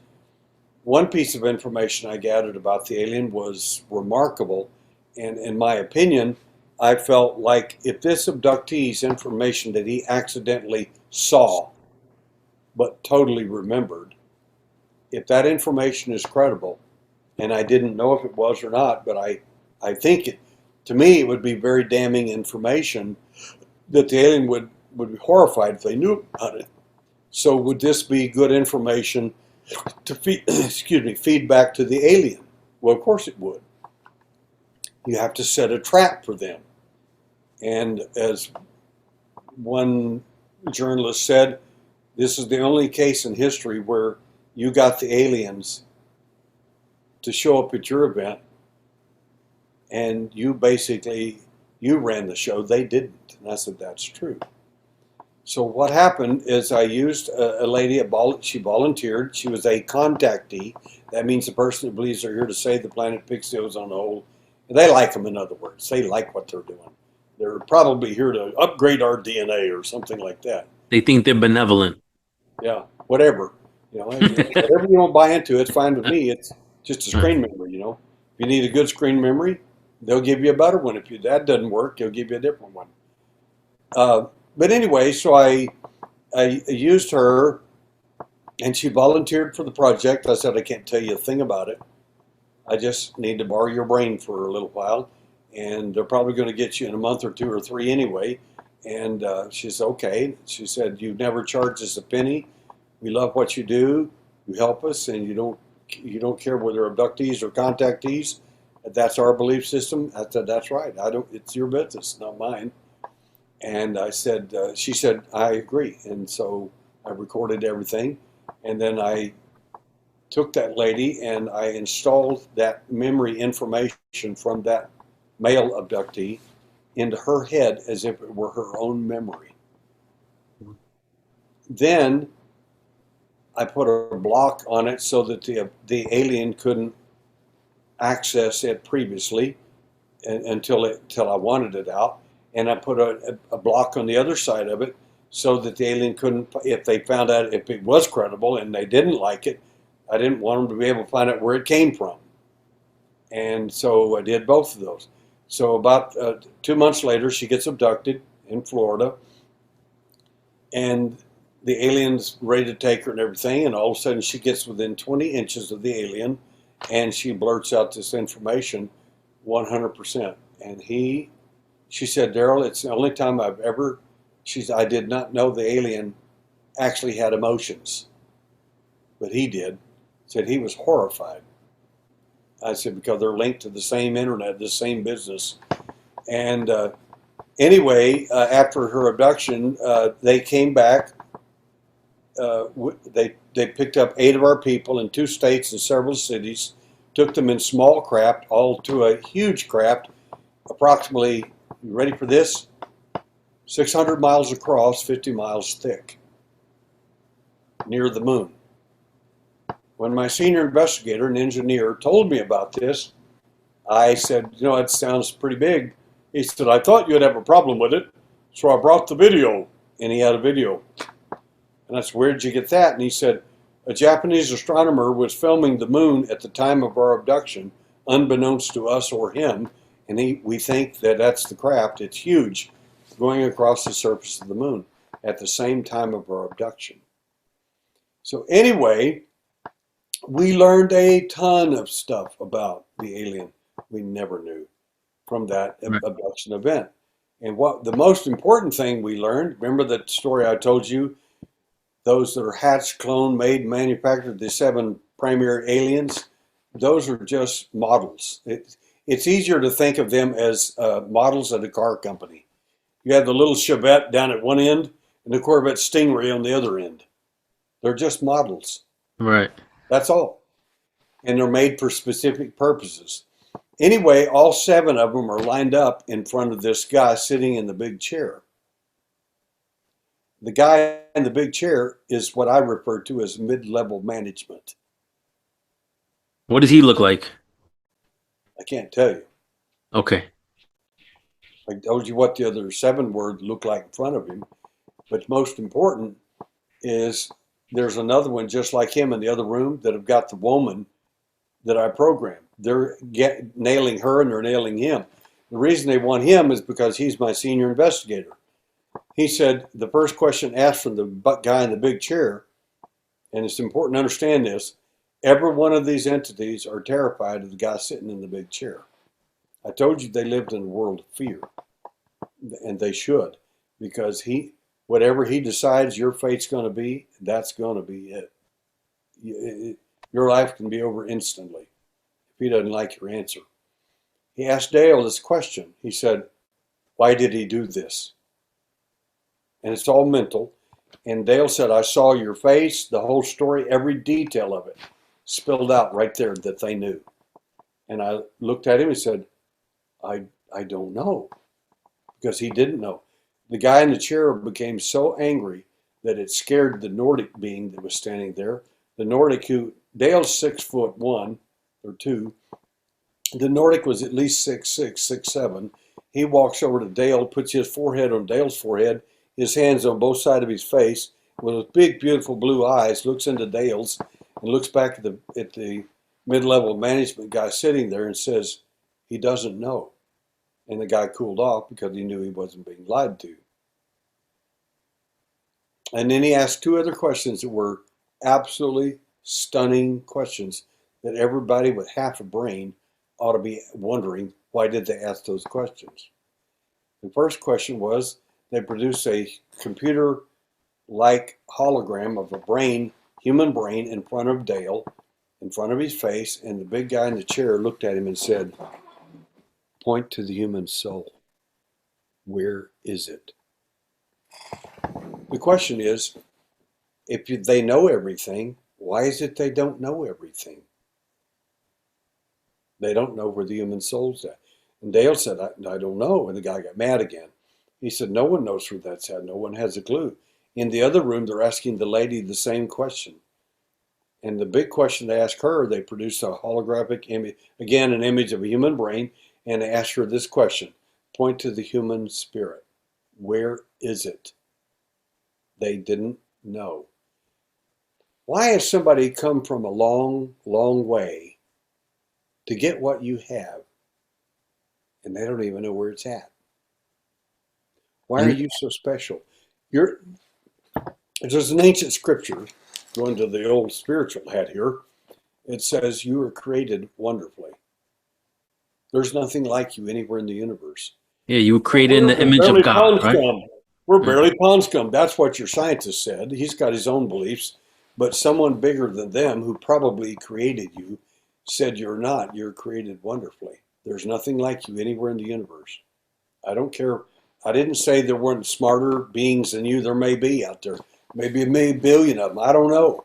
My point is, whatever it is you have here on Earth, it's different than any other place in the universe. And somebody's come along the way to find out about it. So these are huge issues. Bigfoot was standing in that lineup, by the way. That's crazy. That I'm telling you, people are so stuck in their viewpoints. Say it's got to be this, it's got to be that. You got a Bigfoot hat on, or you got a UFO hat on. You know, if you're a ghost hunter, I got my ghost hat on. You kind of need to get another hat. That's a good hat, but it's not the only hat you should have. You should have several others at least. So the Bigfoot, this is what gets me with the Bigfoot, because you have like these people going out there and they're searching. You know, you have the finding Bigfoot people, the expedition Bigfoot. Um, he's on a craft, so obviously he's part of that crew, and he has a specific job. So He's what is he he's doing? part of the. He's part. Okay, each model that I told you about, the Right? little Is he the gray muscle? van, each model has got their own specific jobs to do. Their particular jobs has only been for the last, at the most, 200 years. At the most, 200 years. The abduction contact phenomena is only a couple of hundred years old. It's a program. And are you ready for the big one? It didn't work. Their own admission on that massive craft was the program has basically failed. It's not worked. Why are they asking questions about where the human soul, the human spirit is? They couldn't even figure that out. I couldn't get that. They couldn't figure it out. The Right. program has failed, and it's going to end at some point, and then there will be a new program, something else, something much bigger, in my opinion. Do they want our soul? You have to ask them. They wanted to know where it was at. Oh, that's okay. So I believe you took the ocular implant to the University of Houston. Am I correct? What happened is after that first event, they all came back. They were brought back that night, and the next morning, a lady, uh, uh, for 3 days they were back. On December 8th, 1992, they came. They were taken. They were picked up later, December 11th, 1992, and 3 nights later, taken again. And the ocular implant fell out of the lady's eye. And after we think they had housed a biological camera, and that they were literally spying on the Houston UFO Network meeting, where I was conducting a meeting, and they were trying to find out more information about what I was doing and how I was doing it. And the problem is they got the biological camera, in our opinion, but they didn't get the housing. That housing, which it's about the size of a seed, about the size of a grain of sand, and it looks like an egg with the end of it open, cut open, and where the camera, so to speak, would have been showing through the optic nerve or whatever they had it attached to, retina, whatever. In doing that, the lady who had the object in her eye, one of the abductees, named Linda, well, her name was Linda Taylor. She was rubbing her eye at work and in front of her boss. Your boss said, "What's the problem?" She said, "Well, it felt really weird last night. I felt so tired because it's like I was up all night long." And she kept rubbing her eye. And finally, she said, "Something, a grain of sand or something's in my eye. Been bothering me all night." And it fell out and made a definitive clink on her desk. And her boss looked at it and said, "What is that?" She said, "I don't know. It's just a grain of sand." She tried to sweep it off the table. And she said, "No, leave it alone. I want to know what that is. You take that to that UFO investigator of yours and give it to him." She said, "It's just a grain of sand." Abductees are notorious for destroying evidence, hiding evidence, or ignoring evidence. And they don't even know why. It's a program that's placed in them to run. And so her boss said, "You take that to him and I'm going to call him.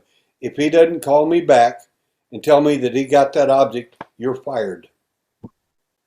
That's the only reason I got it. So I did have it looked at by the University of Houston, electron microscope, and we found the object to be ceramic-like material with a soft cushion-like inside of that ceramicness, which suggested to us the possibility of something biologic may have been housed in there, like a camera. Have you broken down it molecularly to see what it consists of? Well, we have the titanium was present and other things, Right. but that's not really that determinant. What you really want to look for are the isotopic ratios of titanium. You want to see if the object was made here on Earth or out there. You want to see many objects that the alien uses are actually made from here, by the way. Because they're here. The objects we found in the first surgery turned out to be extraterrestrial objects. No question about it. They were extraterrestrial inside human beings wrapped in a keratinous, a biological cocoon. That is an astounding fact in itself. The whole thing was simply amazing. There's no question about it. So how do you tell that it's extraterrestrial? Is it because it's concentrated too much in Well, you look at one way or the another? you look at the isotopic ratios. In most cases, you would have to do that. For instance, we found four little objects were inserted in a little girl's nose by a bug-eyed little man in her room, and her mother called me, and I said, "Have her sneeze into a Kleenex." She did repeatedly until they found four little gold spheres about the size of pinheads in the little girl's nose. I sent those off to a university at Toronto University under the care of Dr. Nick Balakis, and I told him I wanted a tenured professor in metallurgy to look at the objects. He did. What the objects, the metallurgist looked at them and said, "Well, if I can manufacture this in my laboratory, they're not alien." I said, "I didn't say they were alien. I never said that word. They were just given to us, and this was a description of how we got it. For your information, that's all. I just want to know what they're made out of." And he said, "Okay." So finally, a few days later, about a week later, he called me and said, with a totally different tone, "Mr. Sims, I was not able to replicate these in my laboratory. They look like little tiny moons." I said, "With little tiny craters all over them." He said, "Yeah. What do you think they were using this for?" I said, "Well, I hate to use the word medication because that's not what it was, but whatever substance they had on that little planet, so to speak, those four that were in her nose," I said, "the little dips like craters would house more of the biology, so to speak, than others, and it would dissipated time-wise over a period of time, and to get whatever done they intend to have done." And he says, "What do you think they were using?" I said, so I gave him that description.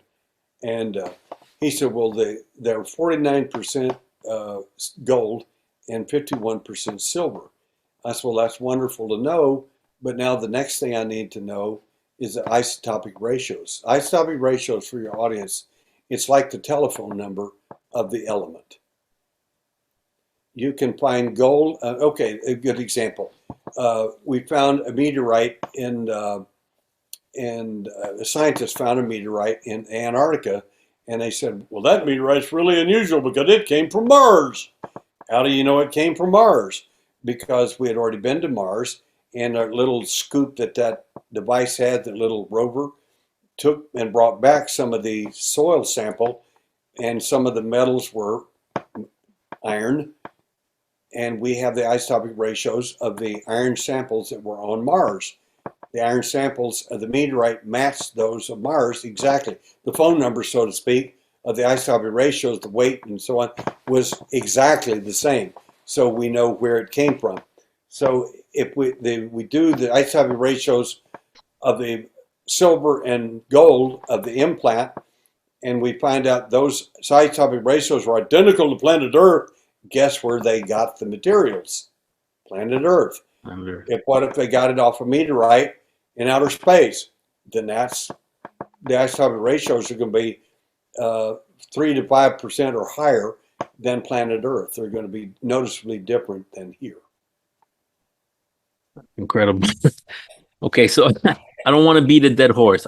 I got to get back on this Bigfoot thing. Okay, the reason why I brought it up is because when I listen to like other podcasts and people talk about their experiences, they talk about the behaviors of when they run into the Sasquatch and the families, Sasquatch mother and a father. So why are they running around in forests and all of that if they have a specific, like, what's their duty to be running around in, the Pacific Northwest or here in Florida? We have the skunk ape. Well, my generic opinion is Yeah. that they're made, hatched, cloned, and manufactured for the purpose of making you think they're from another planet or another dimension. Period. Okay. Is Okay. that Well, working? Working pretty good, isn't it? yeah, it is. It is. Pretty good. So people buy into it. Are you ready for it? The cover story is working Yeah. because if a person's only got a Bigfoot hat or a UFO hat, what are you going to find? Bigfoot stuff. Bigfoot Yeah. evidence. Yeah. What if you had another hat? Well, you would be looking for other things. What if you had a medical hat? You would start analyzing your Bigfoot stuff, and you would start finding out other kind of things about it. Bigfoot is real. There's absolutely no question about that. The question is, what is it? Does our There's government different know? kinds of them. They're different flavors, different hair samples. They're different types of them. Yeti is different than. There's several different kinds in the U.S. No question about that. I'm not debating any of that. I'm simply saying most of the people I've talked to are using their Bigfoot hat to look at it with. How do you know that? They go out in the woods and scream and do all that stuff. Well, that's really good. That's okay. Whatever. Scream louder if you like. Did you hear that? Somebody threw a rock over here. Sometimes that's the TV people throwing a rock over there to make you wonder who did that. Right, right. It's all for show. It's often a show. Do you think our government knows that Bigfoot exists? You know they do. Okay. I promise you the FBI has known about this longer than Bigfoot people have ever known about it. And they know more about it than you'll ever know. Why? Because they got something on besides a Bigfoot hat. Do they have a Bigfoot? It wouldn't surprise me in the least. All right. So how does one defend themselves from abduction? Can you give someone tips like myself? Like how would I stop all this from happening? I'll give you the illustration I give to children first, because you can modify it for an adult. One lady was I was on a TV program one night, and she was saying, "Well, I think the aliens are here to help us and save us and fix the ozone hole and upgrade my DNA and all that." I said, "Well, okay, whatever floats your boat. I don't care. That's it doesn't matter what you believe. It matters what is true, what's correct, what's provable, what the evidence of it shows." And I said, "I'm not of the opinion that that's what's happening here in your home." She said, "Why is that?" I said, well, you got one daughter that's absolutely scared to death of the subject, terrified. You got another one that's sleeping with a 3-foot baseball bat under her pillow. Why do you suppose that is? Their view of the alien isn't the same view you have. You you bought into the narrative that the aliens are going to save you, fix the ozone hole, or do some wonderful thing. Their experiences are a little bit different than yours. One of your daughters is sleeping with a baseball bat, trying to protect herself, and you're trying to convince her, no, you need to let them just go ahead and do whatever they want to do. Oh, wow. I said, that's insane in my opinion. Yeah. I said, that's like telling a child molester, the child molester really means well, he just isn't doing it right. Just go along with it. No, I don't think so. I don't think that works at all. So the girl asked me, said, what can I do to help myself? And I said, well, I'll give you a hint. Your weapons, you will not need them. Your baseball bat's not going to help you in most cases. One out of 1,000 people who is actually coherent during their event, most of us are not. One out of 1,000 that are coherent are going to. You even will know the baseball bat is there, and you won't pick it up. You have no presence of mind to do anything because you don't know how to break their conscious grasp on your consciousness. I said, so many abductees sense when they're coming. Or like Bigfoot, I said, I can sense he's here. I know he's here. Okay. My point is somehow or another, you're tuned in. You get the mess. Little kids pick this stuff up easy. They like, mommy, I'm scared. I don't know what to do. Well, it's just a bad dream. You'll be all right. No, they won't be all right. They know something's going on. And you're the dense one that can't get it. You're trying to make them go back to sleep so they can hurry up and get abducted. Because you're going to be dead asleep too, and you're not going to know a thing. So, one lady, a Pentecostal lady, a wonderful lady, came to a conference I was speaking at in Columbus, Texas. And she can tell she's Pentecostal. She had this beautiful long dress on, absolutely beautiful. And she had two of the most beautiful little girls in her holding on to about 2 or 3 years old. And she was standing there looking at me after my presentation, and she was in tears, just tears streaming down her face. And I looked at her, I knew exactly what the problem was. I looked at her children, looked at her, and I said, both of them? And she said, yes. I said, I can help you with that. I'll help you. And what the easiest thing to tell a parent is the following. Teach your child a nonsensical song. When I grew up, the nonsensical song everybody knew. M-I-C-K-E-Y, M-O-U-S-E, Mickey Mouse. Because everybody watched the Mickey Mouse Club. It's on TV. All kids watched it after they got in from school. Row, row, row your boat. It doesn't make any difference what the song is. Something nonsensical that you can say over and over and over and over until you drive the alien nuts. I told you the guy that coming to get you in most cases has an IQ of 80. How difficult is it to confuse somebody with an IQ of 80? Just start, when you feel the sense that they're coming, just start, oh, row, row, row your boat gently down the stream, merrily, merrily, over and over and over. And after a while, you find, well, why didn't come get me? Because they can't access you. You're not in a sleep state where they can just walk in and take whatever they want. They can co-opt your consciousness. What if they can't do that? Now, can you expand that to do other bigger and better things? Of course you can. Yes, you can. Sure you can.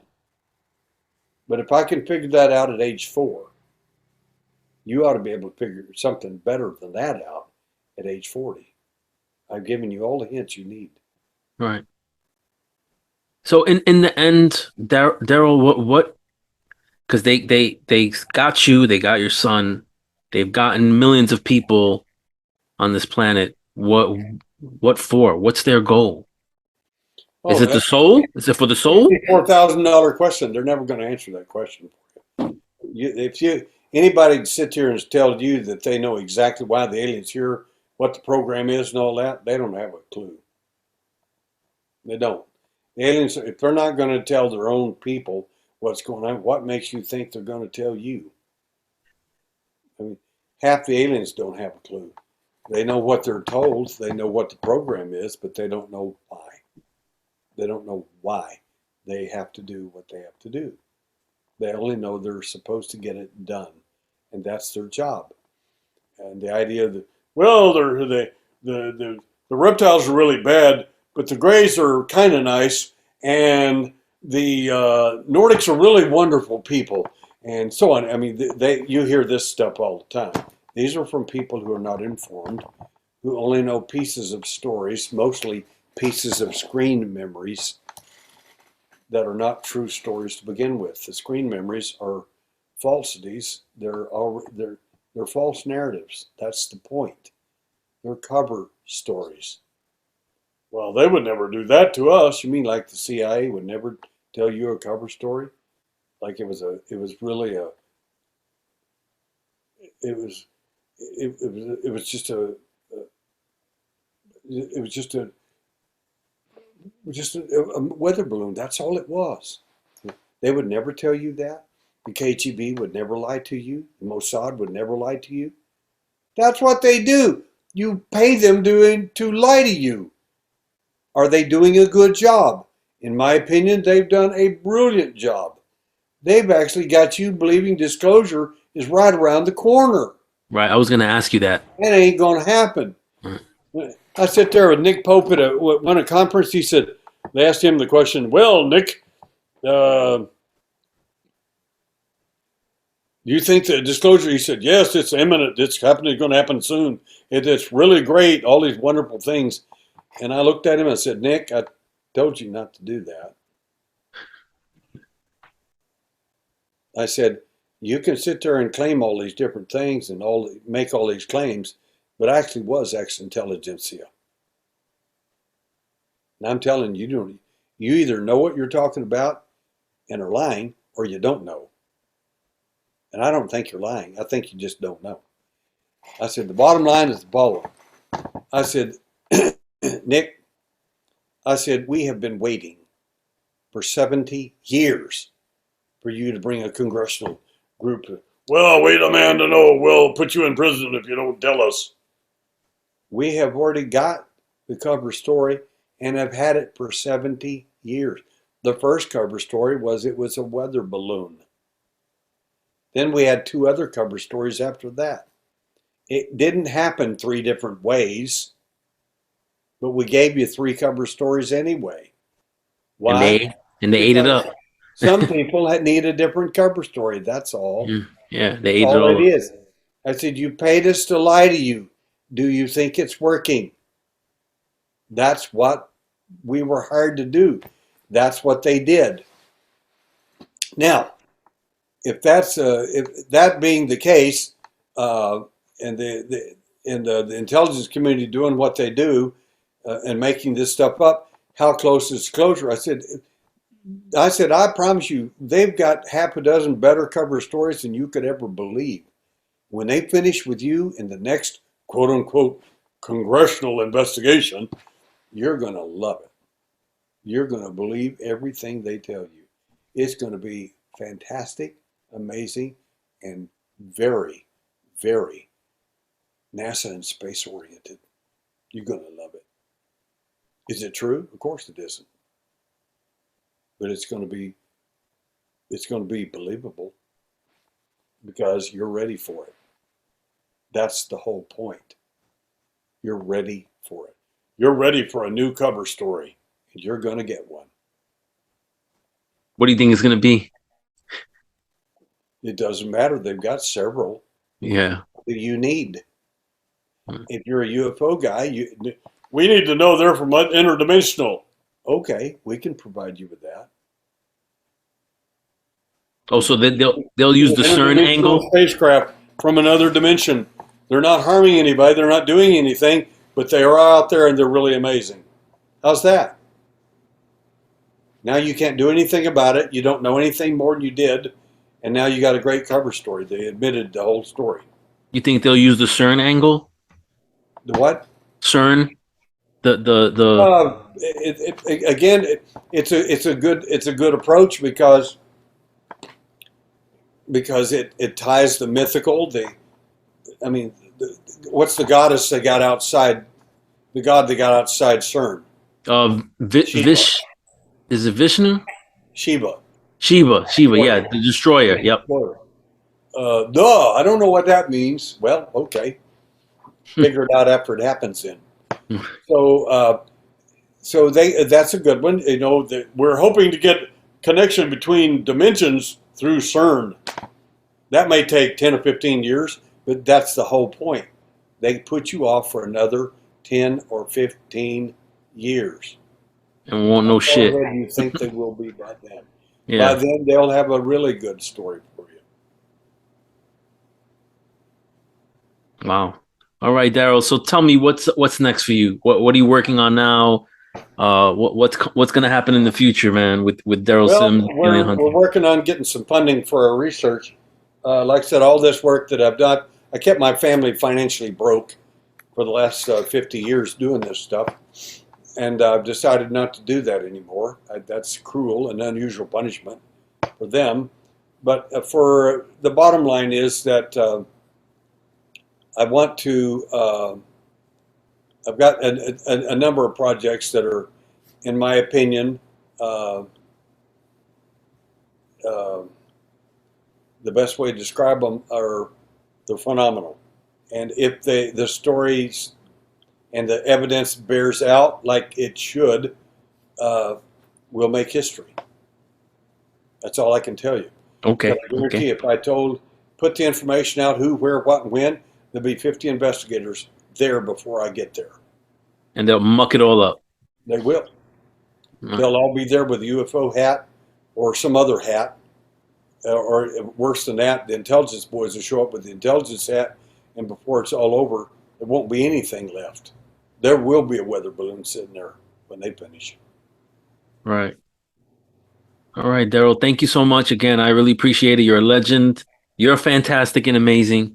And I was gonna ask you real quick, what happened to your show? How come there was so few episodes? Well, it was really interesting. It was finally canceled. I'm not sure for what reason. We had ratings that we were beating Bigfoot, the show Bigfoot. Yeah, we're beating it to death every night. Yeah, I know. I mean, I'm not picking on anybody. I'm just saying that the show was going in some really great directions. We were all very happy with it, but I don't know. You know, you'd have to ask them. They did that. I'm working on something new, and we'll see how that works out. Yeah, they did that to you, and they did that also to Burns when he had the UFO Hunter show. His show was phenomenal as well, and they just they just cut him off. But Okay. send me whatever links you want me to put, in the YouTube Sure. On the bottom of YouTube thing. The bottom line, if people want to contact me or ask any questions, just email me or go to thealienhunter.com. And when you get there, just thealienhunter.com, and click on my contact down there, and you can ask any questions you want to know, and I'll answer them for you as best I can. If I don't answer it, then I didn't get it. So don't get mad at me. Just redo the email, because if I get it, I'll answer the questions. I answer all emails that come to me. Right. And that's all there is to it. I will. And there's a lot of fun stuff on there, a ton of stuff you can look at, videos you can play with, and all kinds of fun stuff. So if you just look it over and see if you like it. If you do, tell everybody. If you don't, tell me. Oh, I'm gonna tell everybody. If you have time in the future, I'd love to have you back on. And again, thank you for your time. Sure, you're a good man. Whatever the pain, it's not enough. I'll have to complain to management about this. Yes, sir. Thank you so much, Derrel. I appreciate you. Take care of yourself. All right. You have a great night. Good night.